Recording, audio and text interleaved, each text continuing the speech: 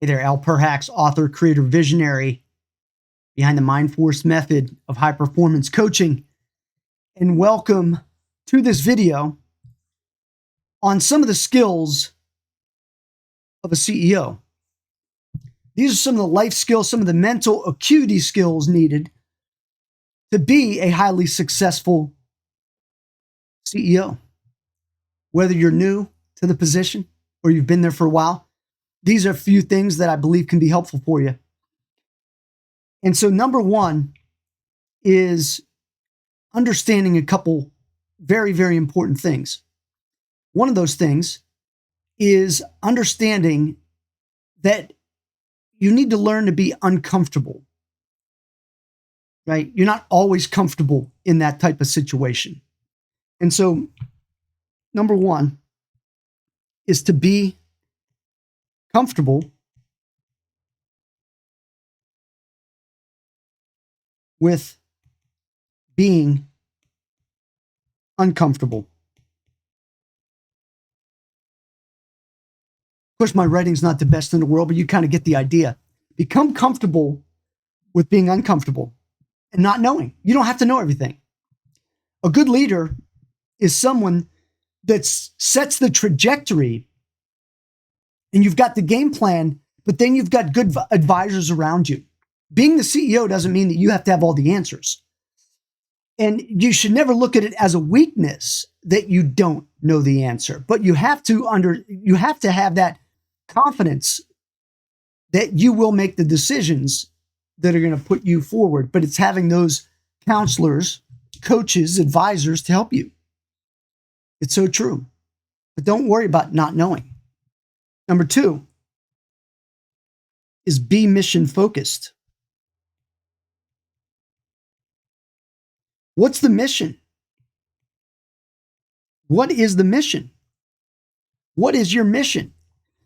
Years ago, companies, the big thing was mission statements, right? They read it in the book and they said, okay, we could have a mission statement.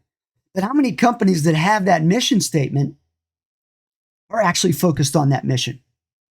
I would say that through the consulting and coaching I've done over the years, they lose sight of what that mission is because the mission was never really something that garnered the excitement that they needed. So I usually would recommend you create a new vision or new mission as often as needed. Now you have your mission statement it's going to guide you, but you recreate those missions as you go, because as things change, market changes, customer bases change, you need to be able to be mission focused and understand that there's going to be maybe many missions, many visions that you have. I say vision focused because it's important. Number three, you have to be adaptable. One of my favorite sayings when I was first training in the martial arts that my instructor said is, when in doubt, reroute, which means if somebody's coming at you with an attack and you don't really know how to deal with it, you've got to reroute. You've got to redirect your energy in a different way. And so you've got to be adaptive and adaptable in situations. And so as a leader, it's really being effective, not necessarily comfortable. Like I said, you want to be uncomfortable being uncomfortable, but you want to be effective at your decision making. And so when in doubt, reroute. When in doubt, reroute. Reroute your thinking.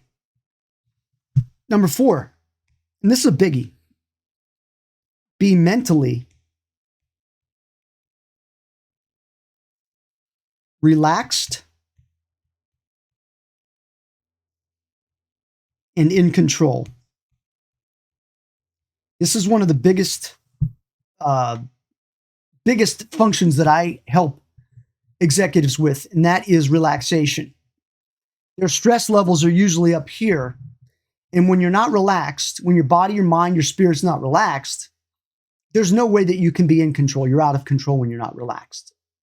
So how are you going to do that? You need to get into some type of meditative. When I say meditation, that means so many things to so many different people. But what you have to create is a way to be able to relax your mind, body, and spirit so that you can do it instantly whenever you need it. You're going through negotiations, you're going through situations that you have to be relaxed through. Relaxed and in control at all times. I use the affirmation every day. I'm relaxed and in control at all times. And the only way you can do that is, again, by creating the habit of doing that and telling yourself, I'm relaxed and in control at all times.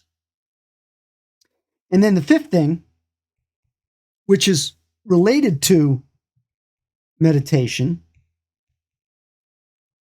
is thinking time. Thinking time to analyze. Thinking time to analyze. And this is something that as a CEO that you can teach to your managers, to your vice presidents, to your directors. Thinking time is and again, this is different than meditation. Meditation is getting your mind, body, and spirit relaxed. Thinking time is literally just separating yourself. You get away from your desk, away from the computers, and you sit in a chair. I have a lazy boy chair in my office right over there.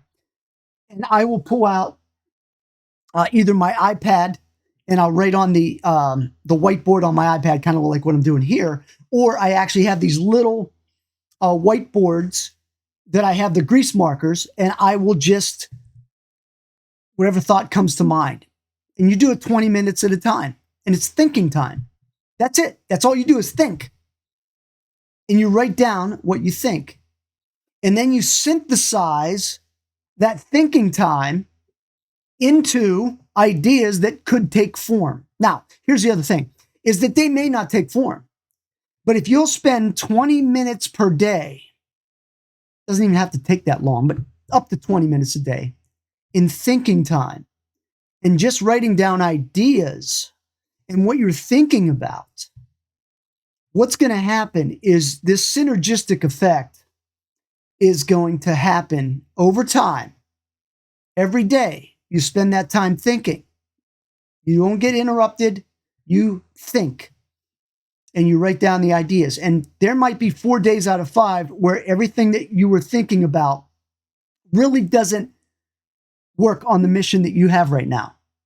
They're really just thoughts that you had. But there's the one day where you come up with some really great thoughts that you can now introduce into creating that vision, that mission, and making it stronger, more powerful. Give it a try for a couple days. Don't try it for a couple days. Try it for a month. Every day. Now, in the beginning, anytime you start any kind of activity like this, you don't have to start. I say up to 20 minutes. Oftentimes, if somebody says, oh, take 20 minutes, sometimes it's hard to get that 20 minutes.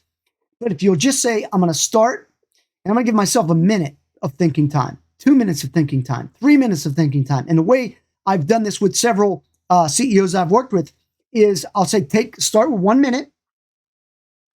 Next day, 2 minutes. Next day, 3 minutes. So again, you're incrementally increasing by a minute every day. So by the time you get to the 10th day, you're on 10 minutes. And what you're going to do is get in the flow of the thinking time. And I promise you that this will yield you sometimes better results than you can ever imagine. So anyway, this is a quick 5 on CEO power and control for you. Thanks for watching. Have a great day. Talk to you soon. So long.